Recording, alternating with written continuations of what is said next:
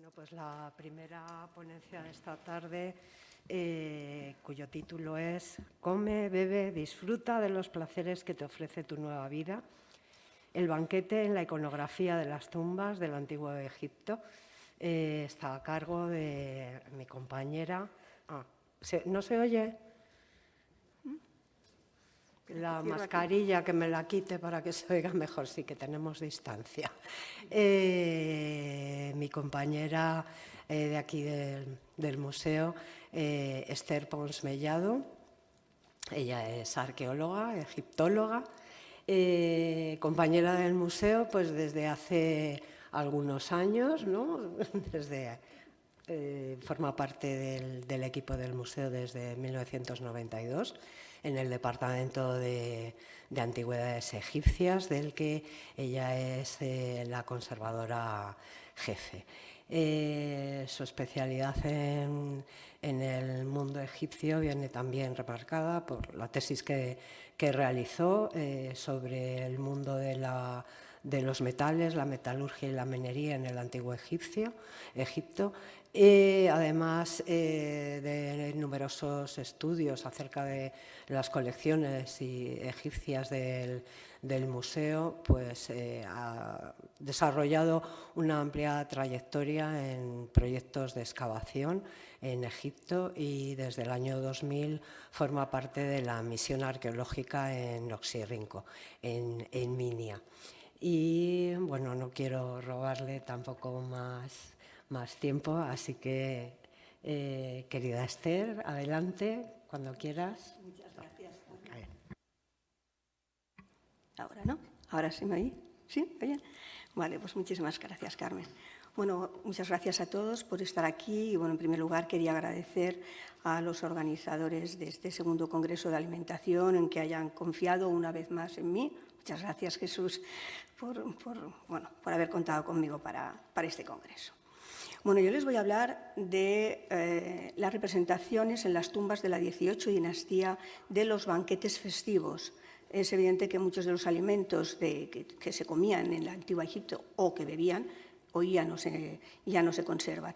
Pero la alimentación en el Antiguo Egipto y de manera especial los banquetes no solamente significa comer y beber. Hay algo mucho más que comer y beber y lo vamos a ver en esas representaciones pictóricas. Por eso es disfruta de los placeres que la nueva vida, más allá, que los egipcios creían en el más allá, pues te va a ofrecer este tipo de banquetes, ¿no? Bueno, esto es una imagen, un detalle de parte de estos banquetes que evidentemente tenían una dieta claramente mediterránea. Hay algunos alimentos que no tenían porque no les habían llegado y antes ha comentado Jesús el problema del aceite. Bueno, pues ellos aceite de oliva tenían muy poquito y no lo utilizaban para alimentarse. Lo cocinaban sobre todo con grasa de animal o aceite de palma.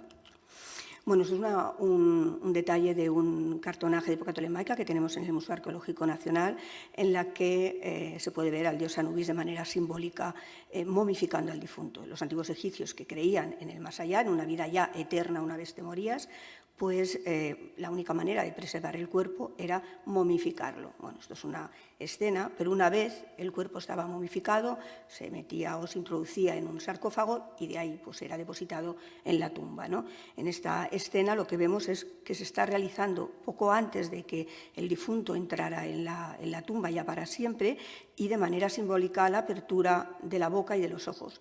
Con este acto se le devolvía al difunto las funciones vitales, es decir, a partir de este acto podía ver, podía respirar, podía hablar con los dioses y, por supuesto, podía comer y beber. La idea era que no solamente se alimentara diariamente, sino que pudiera disfrutar de todos aquellos banquetes, fiestas, etcétera, que se habían organizado en vida, que se iban a seguir organizando aunque él ya no estuviera, pero que él lo pudiera disfrutar de manera simbólica. Así que, era una forma de darle vida a esas funciones vitales. Pero los antiguos egipcios, cuando conformaban el ajuar funerario, siempre introducían también alimentos en la tumba del difunto, alimentos y bebida.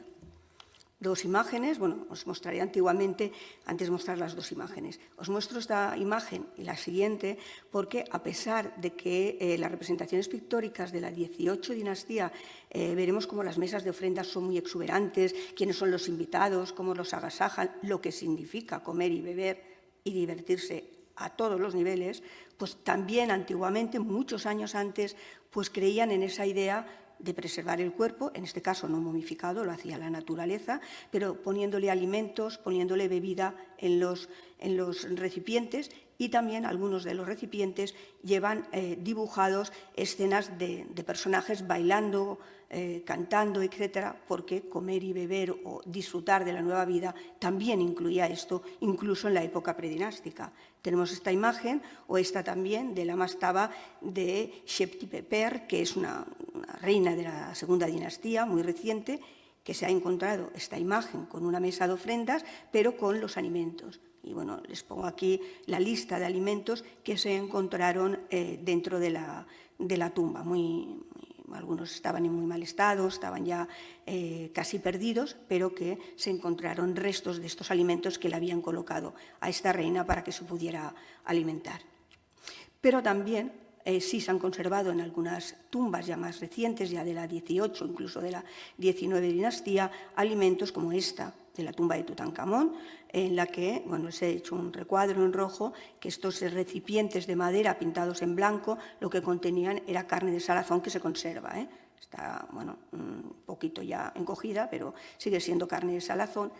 O la tumba de Ja, en la que el personaje, que era muy, muy importante, era el director de todos, de las obras del Valle de los Reyes, del lugar de la verdad, se ha encontrado gran cantidad de comida. Los panes que se han encontrado en la tumba de Ja, tal cual en esta especie de estera de madera, son los mismos que comemos ahora cuando vamos a Egipto, estos panes en redondos. Se ha encontrado uvas, se ha encontrado carne en salazón, etc. Es esa comida. Pero los antiguos egipcios eran conscientes de que la bebida se acababa evaporando y que los alimentos muchas veces tampoco se conservaban, pero además, por el paso del tiempo, pero además tenían el problema de los robos y de los saqueos. Era muy corriente que las tumbas se saquearan poco después de que fueran enterrados los difuntos, y con ello se lo llevaban todo el ajuar funerario y parte de esto la alimentación. Así que lo que decidieron fue plasmar en las paredes, tanto en relieves como en pinturas, esa representación de los banquetes que deberían de llevar, de realizar el difunto o la difunta que estuviera enterrado, y poderlo plasmar para que eso sí quedara para siempre. Porque el ladrón se llevaba lo que había dentro, pero las paredes no las destruía. Las destruimos nosotros en el siglo XIX para llevar a los museos, pero esto no lo hacían antes. Entonces, por eso le he llamado algo más que comida y bebida. Y pongo la 18 dinastía por esa razón. Por un lado, el alimento, que era el alimento y la bebida. Era muy importante porque creo que voy a beber agua.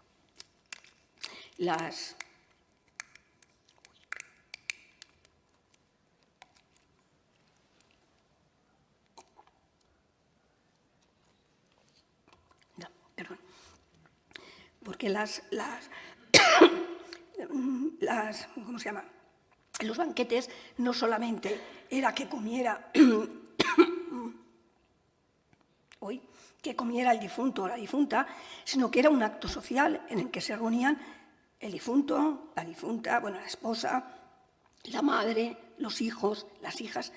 Aparecen muchas más hijas que hijos, aparecen familiares, aparecen amigos, aparecen los sirvientes o las sirvientas para agasajar a todos los invitados. Era muy importante la música, la danza, los cánticos, los instrumentos musicales y, por supuesto, los perfumes. El olor, el embriagar toda la sala donde se iba a realizar ese banquete era muy importante, y luego veremos por qué. Tanto fueran los conos funerarios, que muchos de ustedes habrán visto, que llevan una especie de cono sobre la cabeza, se le ponía un perfume, sino que también se perfumaban el cuerpo, la peluca, las extensiones, el cabello natural, etcétera, ¿no? Era eso, un acto social. Pero hay cosas que no sabemos de las tumbas porque no nos lo cuentan. No sabemos, en la mayoría de los casos, quiénes eran esos invitados. A veces lo pone, pone mi hermana, mi amigo, y pone el nombre, pero por lo general no. No sabemos cómo se distribuían en esos banquetes, porque esos son registros en unas paredes en las que por un lado están las mujeres, por otro lado los hombres, y en algunos casos hay mixto hombres y mujeres. Y luego no sabemos cuánto duraban estas fiestas.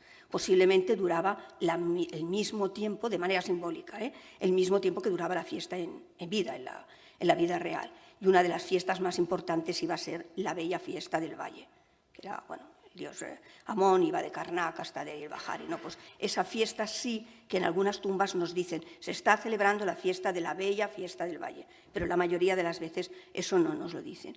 Y vamos a ver cómo a lo largo de la 18 dinastía, a mitad más o menos, aún es mucho más exuberante la representación de esa comida en las mesas de ofrenda, y además aparece un alimento que comen o no sabemos exactamente, que va a ser la mandrágora, y esto sí que ya va más allá de una comida, de una bebida, puesto que es un alucinógeno. Entonces, bueno, ¿qué es lo que se ven como frases? Pues les pongo aquí una lista de frases que vamos viendo en las tumbas, pero hay muchísimas más, pero es lo que nos dicen todo. Bebe, sé feliz, trae cerveza, varias clases de cerveza, los invitados se emborracharán, disfrutarán, come y disfruta de este bello día, mientras que la mujer se emborracha, ya no pone más. Por incienso, finos aceites, y no da todo mal y recuerda la buena vida y la alegría. Se va viendo en las inscripciones que aparecen en las tumbas de esta 18 dinastía. Una de las tumbas más importantes va a ser la tumba de Rekhmere, la TT100, que era un personaje muy importante en época de Amenofis III, sobre todo, y Tutmosis III, finales de Tutmosis III, pero sobre todo Amenofis III, y en la que, esto es un detalle, ahora verán la imagen entera, en la que está Rekhmere, su mujer Merit, sus hijas, y delante esa mesa de ofrendas en la que podemos ver el pan, que, son estos círculos, incluso este alargado, y que les muestro escenas, en algunos verán escenas que también aparecen en las tumbas, en esa misma escena donde verán la escena del banquete, porque previo a poder poner la comida y el banquete han de hacer el pan, tienen que matar al animal y tienen que cocinarlo, ¿no? o los pescados, etcétera, ¿no? Pues eso también se ve, ¿no? Pues esta mesa de ofrendas, que es hasta cierto punto rica en alimentos, irá cada vez siendo más rica en alimentos y en bebida. Tendremos frutas y vino, que es esta la vid, y luego carne, que la tendremos aquí. Y que podemos ver cómo en la tumba de Rekhmere todo eso se va. Pero la tumba de Rekhmere también nos va a mostrar ese paso previo a que comiencen los grandes festejos de esa fiesta que se está celebrando. Por un lado las hijas, que lo que le están donando al padre es un instrumento musical, un sistro, que es el que viene a ver la importancia de la música, e iremos viendo además a lo largo de la 18 dinastía cómo los instrumentos cada vez son más, aumenta el número de instrumentos en variedad, ¿no? Pero, las invitadas han llegado y lo primero que hacen los sirvientes es, por un lado, ponerle perfume en los conos funerarios y luego perfume o una especie de crema en los cuerpos para perfumar y para que todo ese día, esas fiestas, pues se pueda, tenga todo un conjunto, no solamente vamos a beber ya y a comer, ¿no? Pero lo que también veremos, qué es lo que les sirven. Sabemos que para ellos era muy importante la cerveza y el vino. Los egipcios tenían muchos tipos de vino, también de cerveza, pero sobre todo de vino, que además mezclaban con más vino o diferentes tipos de vino para estar más borrachos, no nos vamos a engañar. Y en el caso de por ejemplo, un vino para ellos muy importante era el vino de Granada, que es muy fuerte y que en algunos papeles nos dicen que era la bebida preferida de los jóvenes. Creo que ya está dicho, ¿no? Pues que era, entonces veremos ya más adelante cómo el vino lo mezclan con la mandrágora, también. Y, cómo van preparando los instrumentos musicales, en este caso el laúd, cómo lo van preparando y cómo le sirven el vino a los, en este caso, cómo le van a poner perfume a ese cono funerario, que todavía no lo tienen colocado, y ya una vez colocado, cómo les agasajan con estos collares, les untan en el cuerpo, también cremas olorosas, y el vino, eso sí. La importancia del vino, en la que podemos leer esta frase: a tu salud, que pases un buen día, sentimos tantas ganas de beber, y ya ahí se corta la frase. Y una frase que no aparece aquí, pero sí en un papiro, es: beber por beber, la bebida nubla la mente y la vista. Puede llegar a confundir el mundo de los vivos con el mundo de los muertos. En el papiro, es un papiro del Reino Nuevo que está hoy en el British Museum, ¿no? Pero esta imagen que ven aquí es cómo hacían el vino, que es muchas veces como se hace también ahora. Ellos hacían lo mismo, lo pisaban, luego lo pasaban por un tamiz y luego disponían en grandes cerámicas, tinajas, en las que suele, porque nos ha llegado hasta nosotros, la impronta de las personas, de los dueños de esos campos vinícolas y a dónde iban a parar esas grandes jarras de vino. A veces pone vino más oscuro, vino, no pone tinto, pero vino muy oscuro, vino muy fuerte en alcohol, vino más suave, y eso lo pone en esas improntas. Y lo que les decía de la importancia de la música, ya vemos el laúd, el arpa, en fin, la pandereta, y pocas veces aparecen los hombres. Más adelante, a medida que vamos pasando la 18 dinastía, sí que aparecen los hombres y a veces mezclados con mujeres, pero lo normal es que estén separados.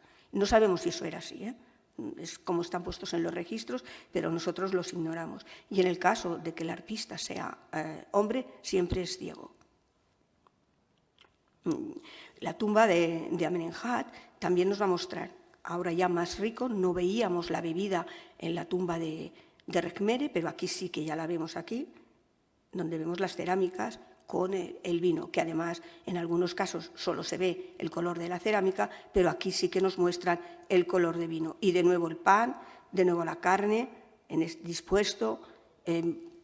Sabemos que había uva y, por supuesto, siempre hay un ramo de flores de loto olorosas que entran dentro de esa idea de lo que es el banquete, la reunión, el acto social con los amigos, con los familiares, etc. Esta es la carne, que los antiguos egipcios lo primero que cortaban de un buey era la cabeza, que le abrían, la desangraban, hay muchas escenas, luego verán, y la pata delantera derecha, que era como simbólicamente la más importante, y a partir de ahí empezaban a cortar al animal. Pero tenían como unas fases, voy a quitar esto que hablé, decían, primero esto, lo otro, porque religiosamente era así como tenía que ser. Otra imagen también de ese banquete funerario, porque dentro de los banquetes se muestran diferentes escenas, pues con los invitados, antes de los invitados, y las mesas de ofrenda son distintas en cada una de esas representaciones. Y por eso, en este caso, parece que esto puede ser cerveza y esto puede ser vino. No lo especifica,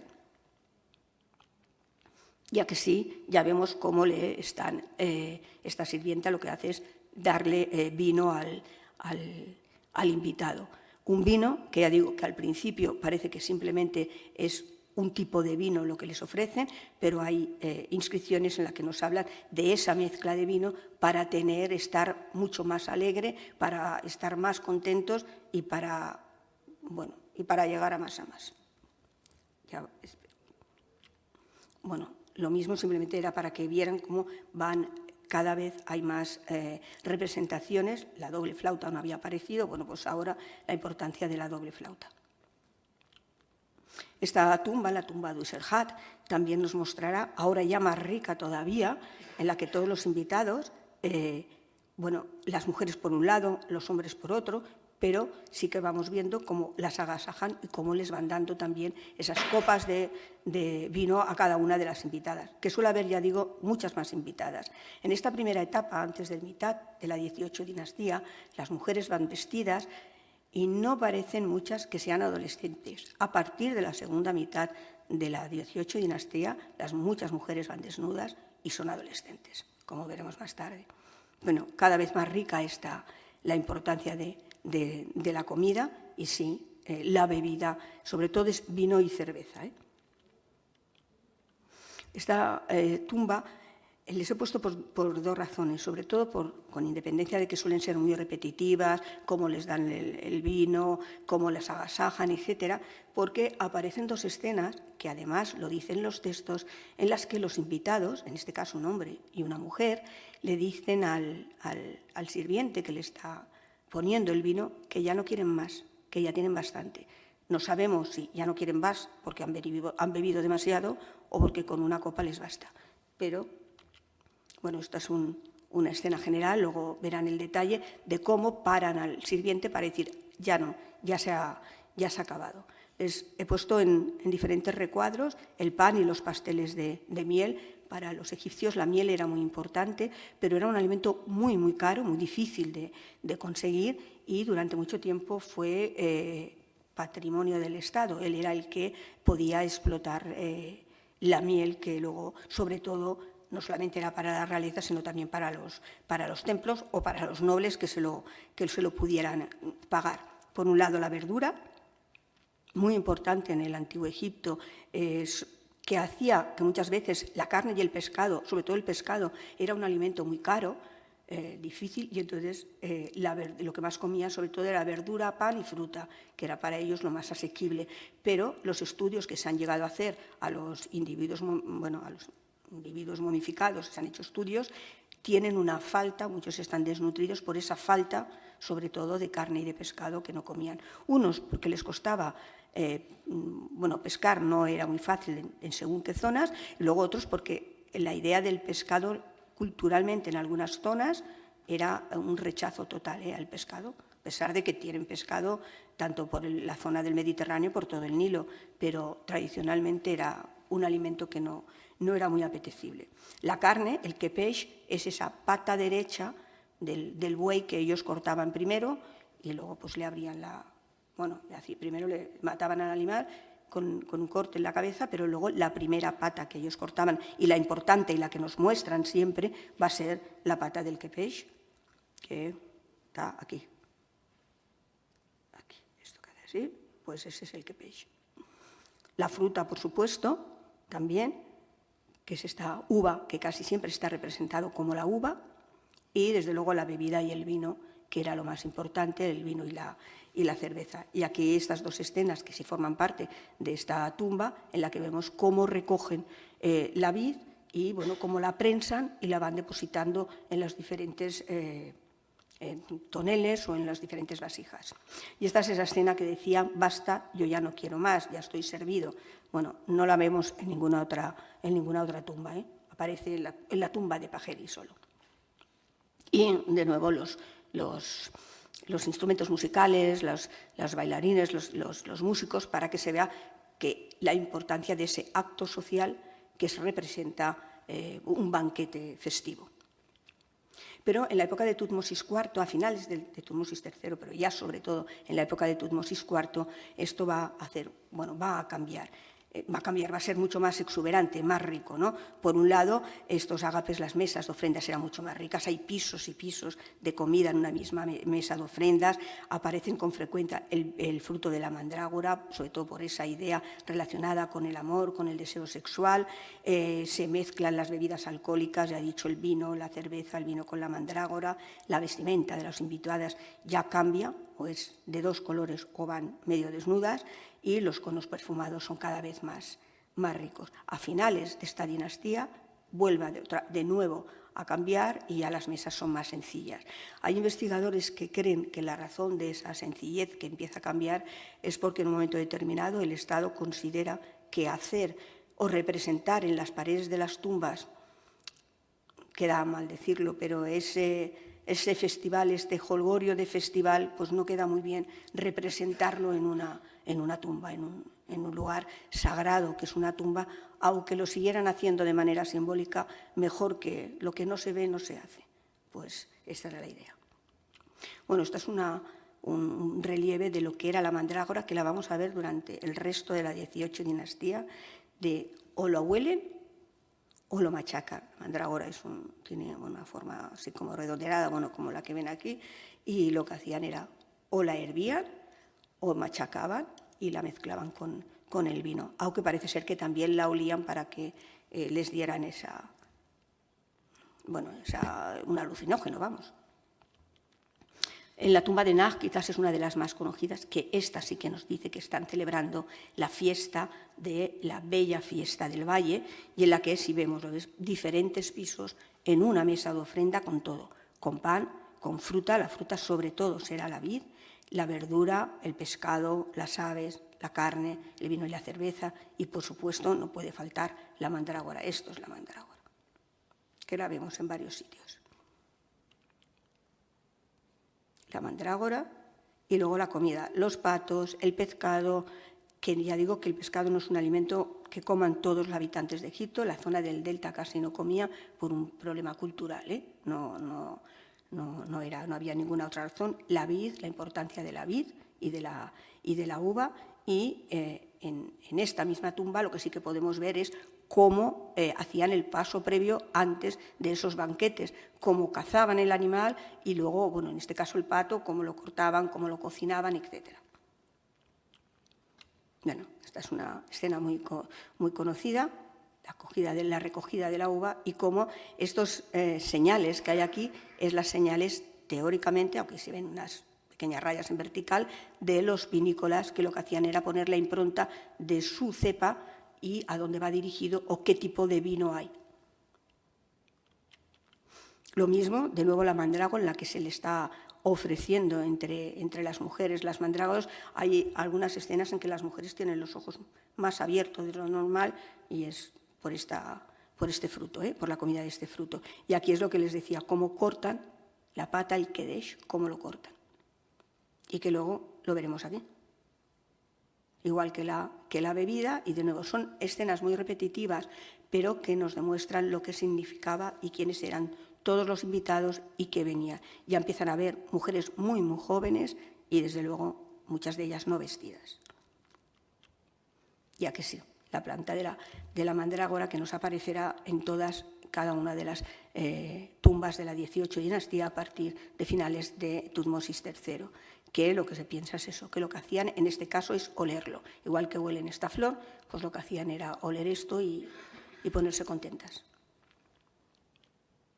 Y lo mismo, el arpista ciego siempre, y las diferentes músicas, o músicas y danzas, para que todo eso formara un ambiente idóneo para un banquete festivo.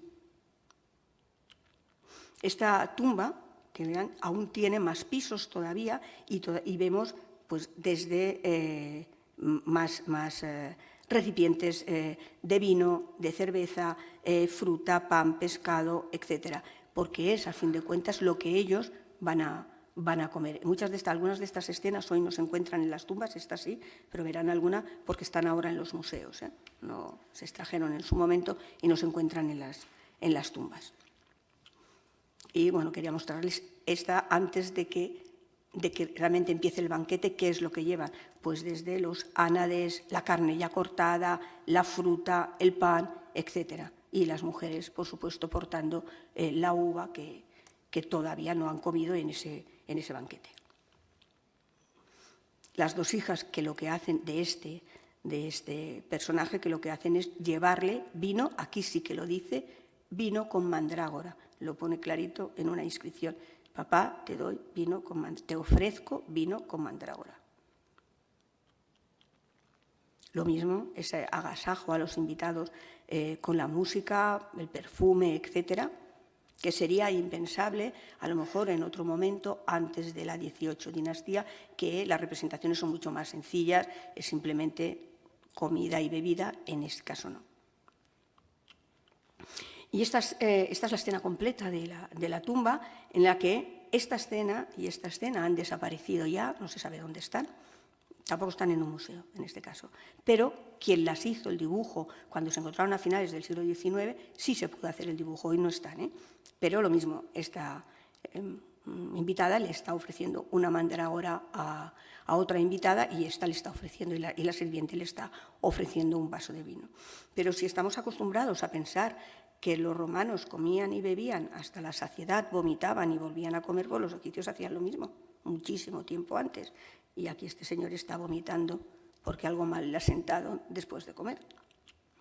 Esta es la escena, en este caso no se ve muy bien, el dibujo se ve mejor, en la que, y el otro le está como, bueno, como ayudando, no te preocupes, ya se te pasará. Y lo mismo lo tenemos aquí. Aquí sí que se ve clarísimo que le ha debido de sentar algo mal después de haber bebido mucho o comido mucho. Bueno, pues otro que le está ayudando para que no se sienta mejor por lo que está pasando. Y lo mismo este. O sea, hay varias escenas en las que sí que podemos ver que a los invitados les sentaba mal la comida. Lo que no sabemos es si después continuaban comiendo o bebiendo o ya se iban a su casa o se quedaban a dormir. Pero lo cierto es que hacían lo mismo en estas escenas. Hay otras culturas que este tipo de escenas pues no muy agradables pues no las muestran. Los egipcios sí que las mostraron. Les pongo esta tumba, bueno, simplemente son varias imágenes, no está en su tumba, esta está toda la tumba completa o prácticamente la tumba completa, representaciones pictóricas, está en el museo, en el British Museum, está toda. Pero, de nuevo, la importancia de la mandrágora y cómo se la están ofreciendo. Y, bueno, lo mismo, cerveza, vino, carne, pescado, esa comida mediterránea que los egipcios sí comían y mucho y que nos ha quedado alguna en las tumbas, en algunos casos. Bueno, pues las representaciones de las tumbas por lo menos nos muestran, y además en algunos nos muestran el tipo de pescado que comían. Hay pescados que todavía hoy en día se pueden pescar perfectamente en el Nilo. Es el mismo tipo de pescado y la gente lo sigue comiendo igual.